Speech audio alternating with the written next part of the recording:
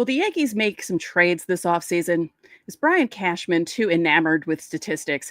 And what's the furthest distance we've traveled to see the Yankees? We answer these questions and more on an all-new live edition of Locked On Yankees next.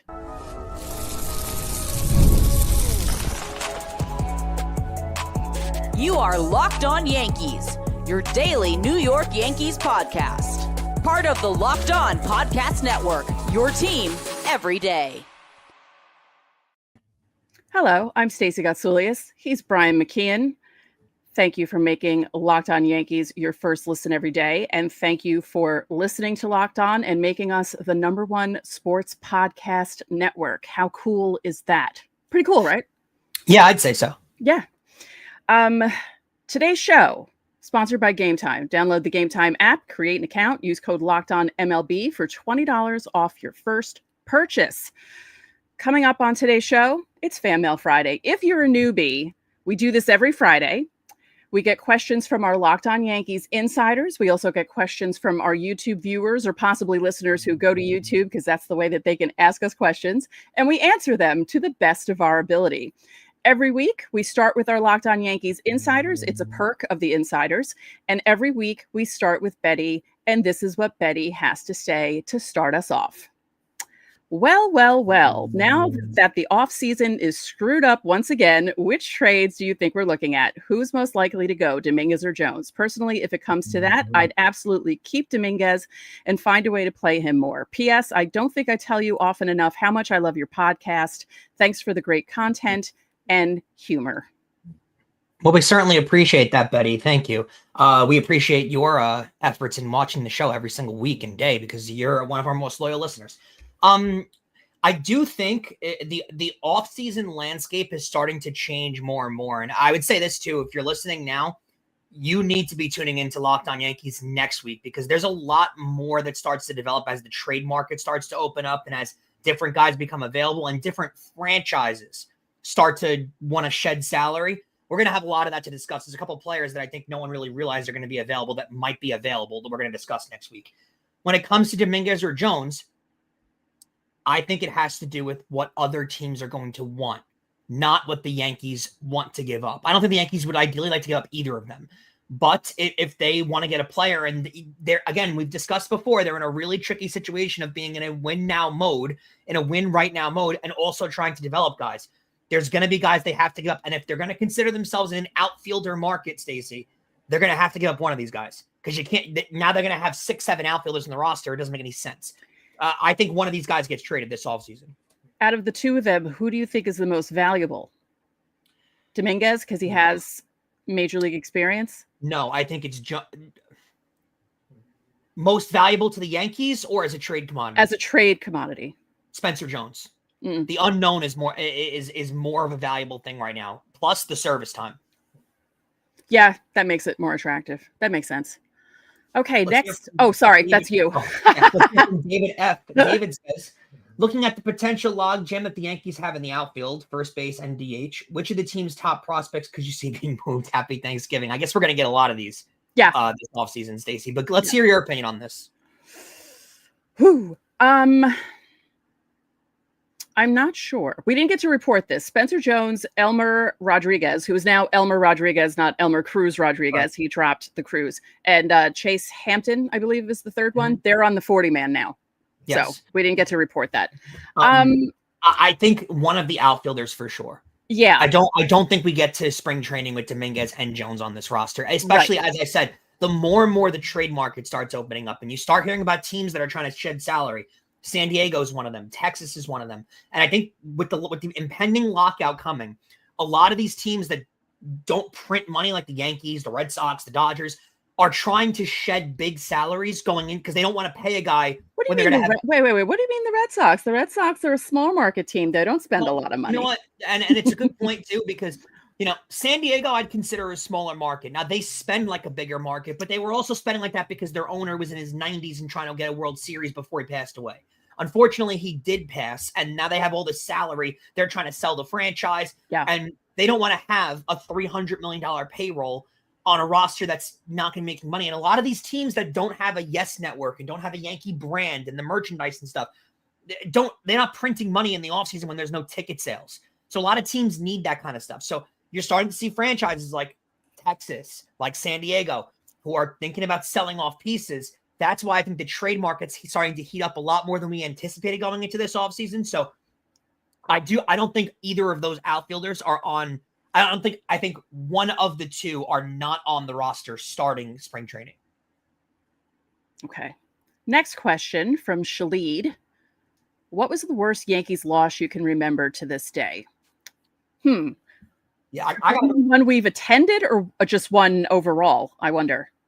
I think he means just, one we've attended. I haven't been to that many like horrible losses.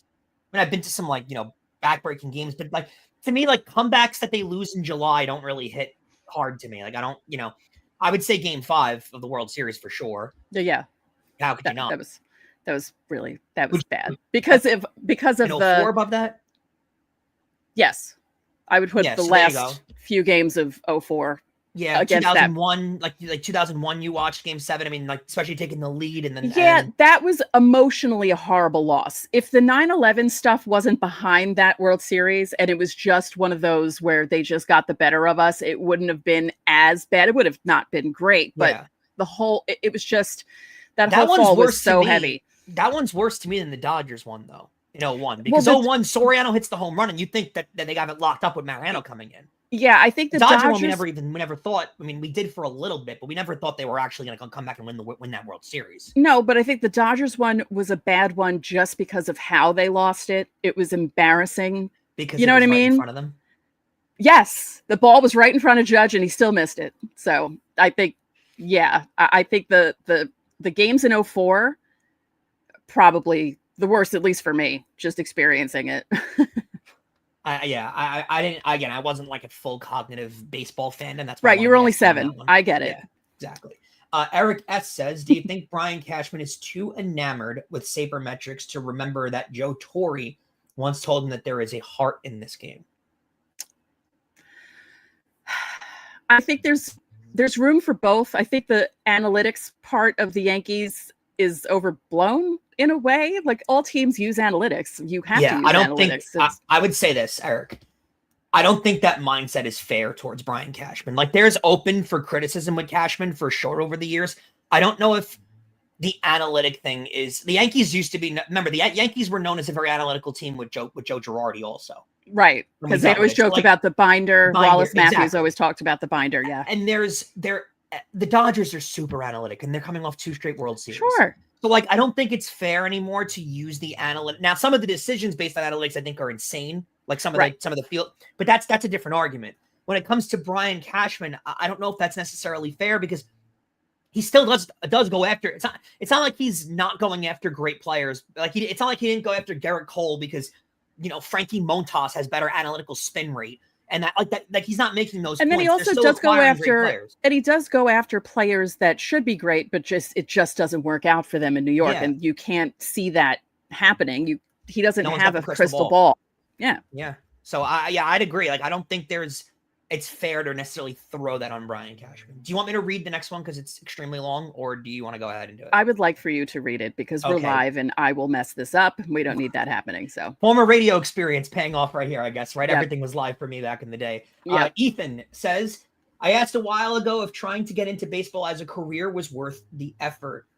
I think he means baseball broadcasting. After both your opinions and people in my personal lives' thoughts, I've decided to give it a go. I've switched my college major and it might be taking a job working for the Red Sox. That's not advisable. This leads me to my question. Is it wrong that I don't hate for the Red Sox the same way other Yankee fans do? I would never root for them, but I wasn't old enough to really see the rivalry. And being from Massachusetts, I always got a lot of flack for being a Yankees fan, but I never really cared all that much about the rivalry. Sorry for the long comment question. Keep up the good work. And thank you for inspiring me. Well, I love I love that we inspired you to go into sports media. No, there's absolutely nothing wrong with working for the Red Sox. Good for you. If you can be a local person from Massachusetts and get a job right away with the Red Sox, kudos to you. Yeah. I was completely kidding. That was one of those comments where I was absolutely joking, but also kind of bit my tongue as soon as I said it because this industry is very weird, Stacey. I grew up a Yankee fan, right? And it's a blessing that the job that I got, pursued for with Locked On was with Locked On Yankees. However, if Locked On Mets offered me a job, I would have took it. Like, not that I want to admit that publicly, but you know what I mean? Like, you have to. This is the industry that I work in, and there's a sense of professionalism you have to have. And we are also here to support our lives and make a paycheck. So, your fandom, that is the trick of getting into this industry. I think we might have expressed it to you when you asked the first time, Ethan. The trick in this industry is you have to be able to put a little bit of your fandom aside at a time to make a paycheck. And it's beautiful if you can work covering your favorite team because the fandom isn't the same. But, if it's not there, I think the only job that I wouldn't have been able to take is an Islanders job. Really? I just think I don't know emotionally if I could actually do it. That is the one team that I viscerally hate. I don't know if I could actually work covering the New York Islanders. I could work covering them. I could never cover them in a positive light. In case you guys didn't watch Thursday show, watch Thursday show. We had Jake Asman on, and he is a Yankee fan from New York and worked in Houston for 7 years. During the whole thing. During the time when the Astros were kicking the Yankees' butts all over the place. So I couldn't even imagine doing that. But you know what though, you would. Like you can't imagine it and you're saying that, but if it was for a paycheck, you would do it. Because this is what your profession is. This is what you do for a living. And, No, I know. you sometimes have to put that fandom aside. It's very tough to do, but that's how this industry works, unfortunately. So props to you, Ethan. You have a job covering the Red Sox. Good for you. And best of luck, because it is keep pursuing and keep pushing, because it is a very difficult industry to break through. But once you do, it's very well worth it. Yep. All right. Don't forget, subscribe to the channel, hit the like button on our videos, hit the notification so you know when our videos go up. You can also listen to us on every podcasting platform available. And we have a TikTok, so you can follow us there at LockedOn_Yankees, and Instagram. I'm noticing a lot more followers on Instagram, so thank you guys for listening to me. Locked On Yankees. You can find us there. Coming up next, answering more of your Fanmail Friday questions. The NFL season is underway, and honestly, there's nothing better than being in the season, being in the stadium, not the season. We are in the season, and it's wonderful. But being in the stadium, there's absolutely nothing better than that. You can cheer on your team, get involved in the game, the tailgate, everything's perfect. But let's be honest, getting tickets winds up being the hugest issue when it comes to any NFL Sunday. Between the queues, the login screens, prices jumping at checkout, it's unbelievably frustrating. And that's why I always use Gametime. It's the app that gives the advantage back to the fans. Gametime is fast, easy, and backed by the Gametime guarantee. You'll always get 100% off the night tickets delivered on time and at the best price possible. Plus, all of the fees are included, so the price you see is the price that you'll pay.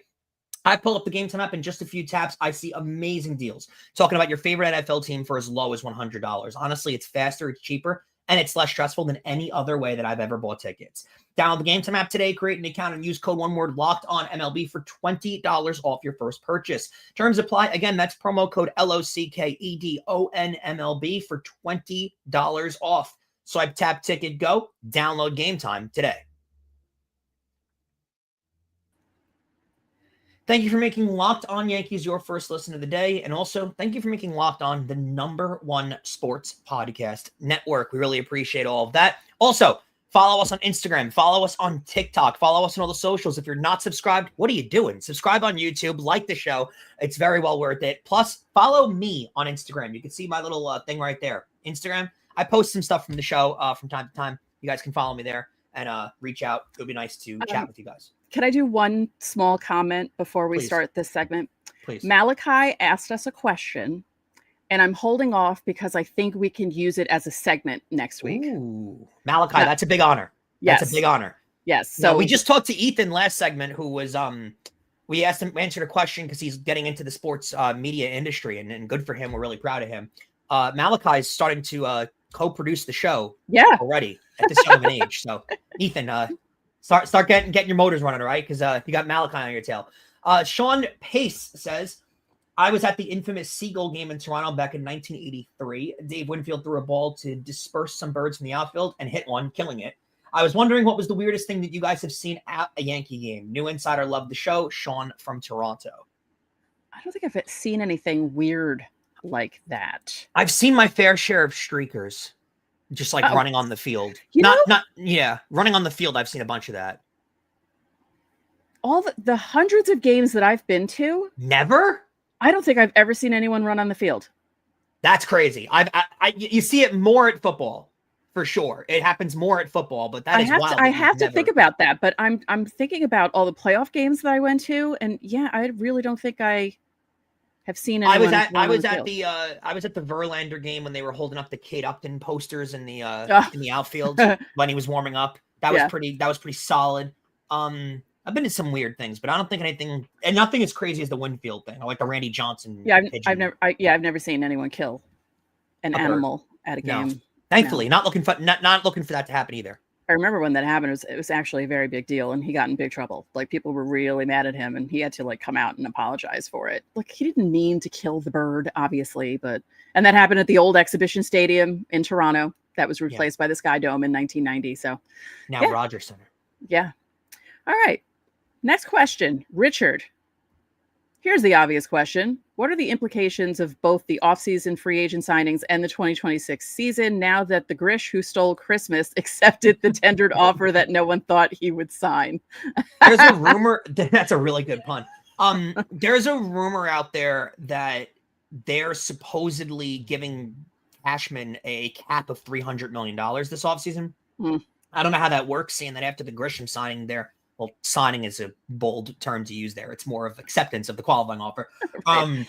Grisham is they're now $19 million short of that. I don't know how you possibly get that done with being $19 million short. And on Monday, we'll cover the guys that they decide to non-tender. There's 4 of them available, all bullpen arms, Mark Leiter Jr. being one of them. They might save a little bit of money there. I don't think it affects them too much. I think they're going to go over the luxury tax for sure this year. Yeah. It would only be their second straight year of penalty towards it, so it wouldn't kill them too much. I don't think actually – I think our complaint, Richard, was the fact that it was too much above Trent Grisham's market value. Right. Not that it's going to prohibit them from spending more. They should still be able to hit the market and go after whoever they want to go after. I just think that – it's just way too much above his market value. Let's hear from Chris. Chris says, Stacey, last week you talked about visiting Citi Field, and Brian's talked about foods at stadiums recently. Is that a fat joke? I hope not. Made me think. I went to a Subway Series game a few years ago back, and Citi Field had the best corn dog ever. Also, as a kid, when my dad took me to Shea, their RC Cola was syrup and tar. T-Mobile has the best garlic fries. So what's your guys' most favorite and least favorite food or drink you've had at a visiting stadium? Off-season episodes have been great. Keep the pod rocking. We appreciate that. Because we put a lot of work into these off-season episodes. I'm not lying here. I think you'd agree with me. The off-season production is somewhat harder than the regular season production. Oh yeah, we don't have games to talk about. Yeah, we got to get the noggins working because, So yeah, we appreciate the compliment. I mean, let's not say it's easy during the season, but it is. No, but during the off season, you really have to come up with things to talk about, and when things aren't happening, that's why we bring guests in, because that helps a little bit just to have someone else to bounce ideas off of. Mm-hmm. So. Food at other stadiums, I would have to say, in Milwaukee, left field, right above the wall, it's not the same restaurant anymore. I don't know what the restaurant is there now, but it was a TGI Fridays. Not necessarily that the food was great. The fact that you could basically sit where the lower level Yankee Stadium seats are at like a regular restaurant table and watching a ballpark is pretty freaking cool. So that's the best eating experience that I've had at a baseball stadium. And the worst, I don't know if it's called that anymore, and I'm gonna butcher the name. It used to be US Cellular Field. I don't know what the White Sox guaranteed rate. Yeah, maybe that's it. Rate? I don't know if it changed again, but yeah. Yeah. I tried that specialty Chicago dog they had there with all like the relish and the spicy mustard and the pepper. I didn't like it at all. And I'm good for trying anything. Did not enjoy that. So, that's my least favorite for sure. I don't think I've had least favorite foods because I'm the type who's kind of safe when it comes to ballpark food. Like, how can you really screw up like a regular hot dog? I disagree with that. But you get halal food at Yankee Stadium. That's not safe. Well, okay, that's true. That's the one thing that's one thing that I do that's not safe. But for the most part, I do normal stuff. I will say the pulled pork at Boog's at Camden Yards is pretty good. Yeah. Yeah, that was good stuff. I mean, LaBelle's is always great at Yankee Stadium, but good luck waiting on that line. Also, they changed the name at the White Sox Stadium to Rate Field. Oh, so it's No not longer guaranteed anymore. It was guaranteed right now. It's just but rate nothing is floors. guaranteed in Chicago anymore. No, including them. Other than them not spending money. That is a guarantee, actually. Yes. Yes. All right. Are we on? I think it's you that goes now, right? Yeah. Okay. This is from Alex. I think it's a big deal that the Yankees did not renew their head of international scouting. Many of their picks have not done well, i.e. Brando Maya, Roderick Arias, just to name two that came to mind. Other clubs seem to do much better with this, and was really surprised that many clubs were signing players right away, but the Yanks waited and finally signed Manny Cedeno and others. None of the players the Yankees signed this year are well thought of by talent evaluators. I do think their 40-man roster spots were solid. Yeah, but for all the ones that you said they missed on, they did hit on Jason Dominguez. And keep in mind, too, there's not a lot of top tier prospects from that pool that actually wind up panning out to be superstars. It's not as deep as people make it out to be. Now, it's very important, and you see how teams will make trades mid-season just to collect more international bonus pool money. So it is a thing, but not everybody is Ronald Acuna coming out of there. You know, right. There's a lot of teams that are missing on a lot of prospects from down in the Dominican and Latin America and stuff. So yeah, I don't know if it's as deep as we'd like to think it can be at times. That pool can be wearing thin sometimes. So I think getting Jason Dominguez out of there, pretty big. I'm going to do Gary here, or you want to go move it to the next segment? Oh, whatever you want. We'll move Gary to the next segment. There you go. Live production. We'll move Gary to the next segment. All right, coming up, one last insider question, and then we'll be moving on to YouTube next. What's up, guys? The NBA is back, and there's no better place for you to get in on the action than with FanDuel. It's the official sports betting partner of the NBA. And even if you miss the start of the game or you want to ride the hot hand, FanDuel has live bets on everything from who will score to fourth quarter comebacks. Plus, you can even combine your live bets into a same game parlay for a shot at a bigger payout. I'll tell one that I like, and many Yankee fans might not appreciate this, but you know what? Too bad. I like the Lions minus the 10 points. Jameis Winston is playing. Jackson Dart is out, and I think the Giants get killed, especially with the Lions coming off a bad loss last week. They're now currently out of the playoff picture, so I think the Lions needing a big win at home to prove a point. This is a big spot for the Lions to pour it on against the New York Giants. And right now, FanDuel is giving new customers $300 in bonus bets when your first $5 bet wins. So head over to FanDuel.com to sign up and play your game with FanDuel. It's the official sports betting partner of the NBA. Welcome back, guys. Make sure you get involved on all of Locked On's socials. Subscribe to us on YouTube. Get involved in our Instagram. Wherever we are there Monday through Friday for the next couple of weeks. We'll still be 5 days a week, so look out for us there. Let's go to this is Gary, I believe, correct? Yes. Gary says, hey guys, thanks for all the hard work. Loving the off-season shows. You picked my pizza toppings and gave me something to watch, but now I have a serious question for once. I thought those were pretty serious, but now that we're stuck with Grish Belly coming back next season seems more likely than the more expensive Tucker, who had a mid-year last year. But if the office does what nobody's expecting and does at least one big play, which option would you pick? Maybe a crazy big swing for Skubal, prioritize someone who can get on base out like a Kwan, a right field batter who can get on base like Kwan, or the big Japanese talent to rejoin the market in a big way. Also, Brian, the pineapple bacon pizza is incredible. Added some diced pancetta to the top of it too. That was great. Thanks, guys. Agreed. Pineapple bacon. Do not knock it until you try it. Pancetta. Ooh. I think the pancetta with the bacon is maybe a little too much, but I would just do pancetta. Or like one or the other. Yeah. Yeah, exactly. That would be great. Yeah. I don't think they're going after Skubal. No. I think it would have to fall into their lap if they got Skubal, and it's not going to because there's too many suitors for him. So right. I think the Mets will give up a lot for him. I think if available, like there's many teams that'll be in on that. I don't think the Yankees are going to compete in those waters. I don't want to say this now because it's right because we're going to talk about it next week. Yes, I know what you're going to talk about. Your guy. There are two players. There's one is your guy, right? Ooh, I don't know if that's true. The Yankees were in on it years ago, didn't get him, and now his team is looking to offload money. Plays a position that the Yankees should probably fill because someone doesn't play it well. Yes and no. Okay. I have two options. Okay. One of them is the guy I think Stacey knows that I'm talking about. He plays where they make really good barbecue, right? Yes. There's another guy.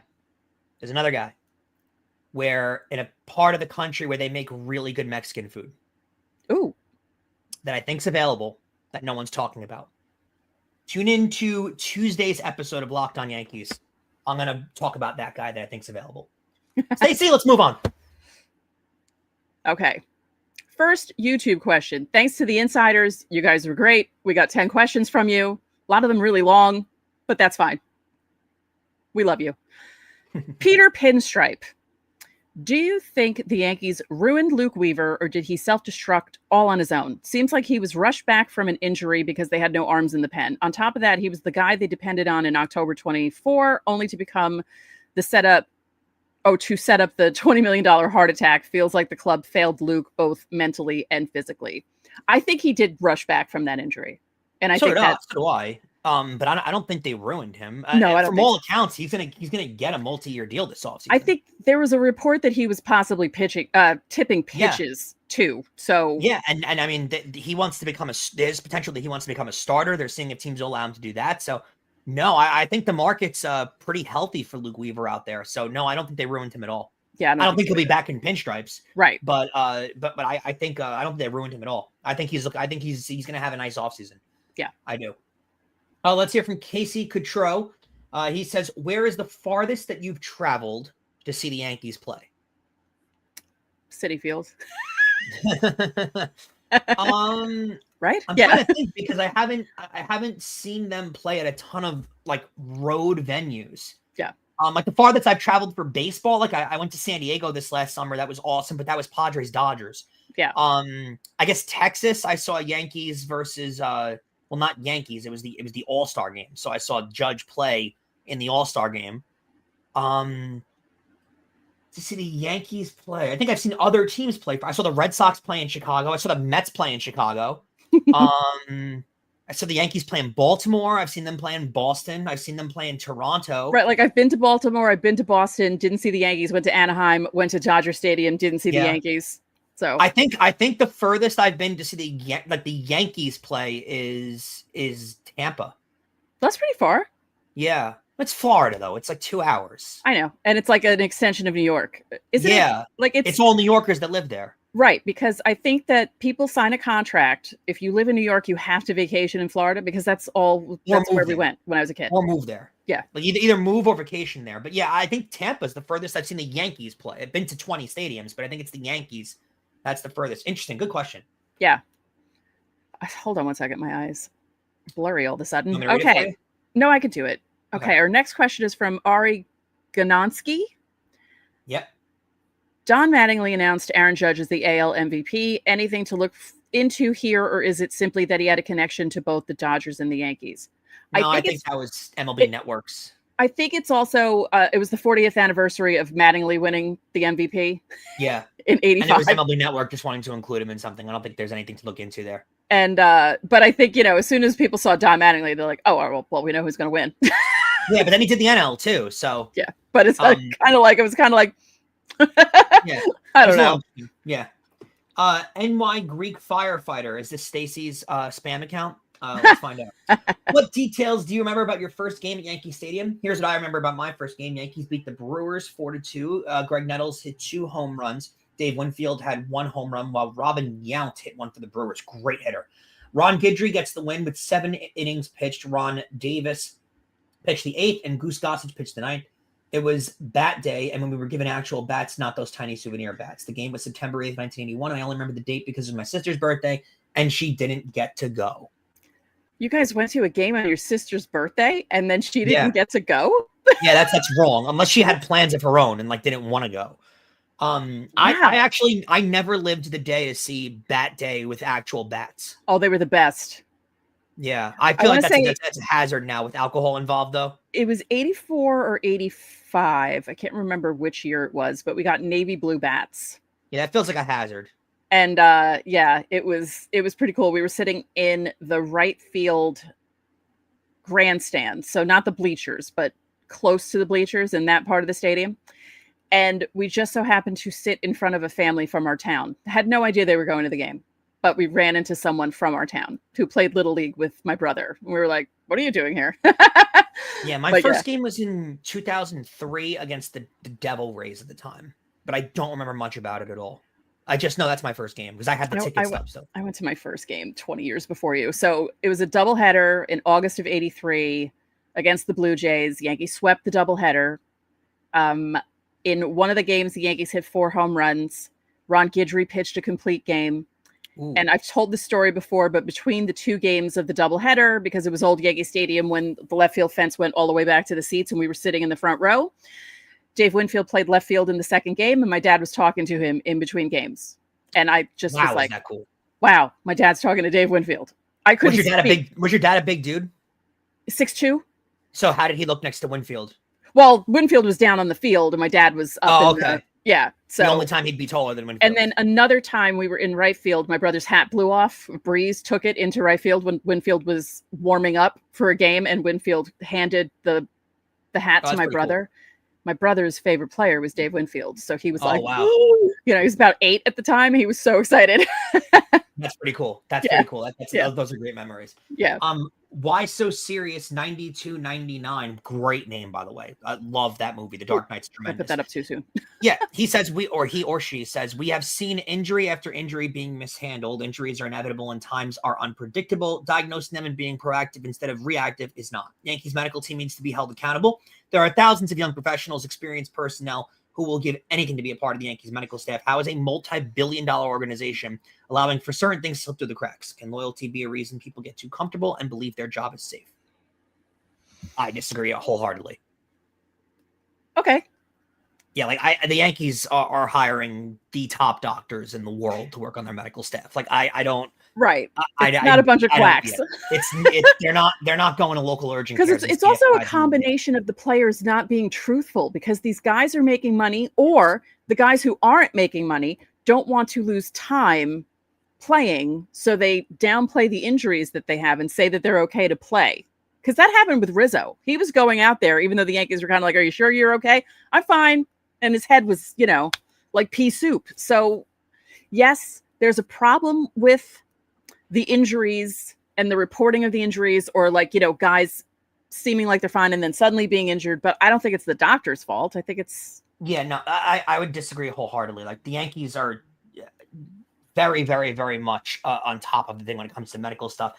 I think a lot of players too are afraid of criticism they receive from the fan bases when they're injured. And I don't think it's fair to criticize a player when he's injured, because they can't really help it a lot of the time. But there are guys that are injury prone, and when they get hurt and they're not available, fans get on them. And I think they're afraid of them getting on, I guess, if that's the right way to, you know what I mean? The Yankees head team doctor is Dr. Christopher Ahmad, as you guys know. Yeah. He's also the chief of sports medicine at Columbia University. So they're not hiring quacks to come in and be their medical staff. They're doing a pretty intense job, and I'm sure he makes a lot of money to have that title. Right. All right. Well, thank you guys for joining us for this live edition of Fanmail Friday. And one quick note before we go. If any of you use editing software, leave in the comments below what you use that's not Shotcut, because that's what I use, and the latest update has made it impossible for me to edit. It took me a half hour to edit all the graphics for this show, and it usually takes me barely 10 minutes to do it. I also don't like iMovie, but I have a MacBook Air. So anything that you suggest, leave it down in the comments if you've made it this far in the show. I would appreciate that. But thank you guys for all your questions. You did great this week. You filled the entire show. And some of these questions were really interesting questions. Yeah, beautiful work. Yeah. All right. Well, thank you for making Locked On Yankees your first listen today. For your second listen, find Locked On MLB. Baseball guru Sully brings you a daily blend of humor and baseball, keeping you updated on every rumor and story throughout the offseason. You can find Locked On MLB on YouTube or wherever you listen to your podcasts. So that'll do it for this Fanmail Friday edition of Locked On Yankees. I'm Stacey Gotsulias. And I'm Brian McKeon. We'll catch you guys next week.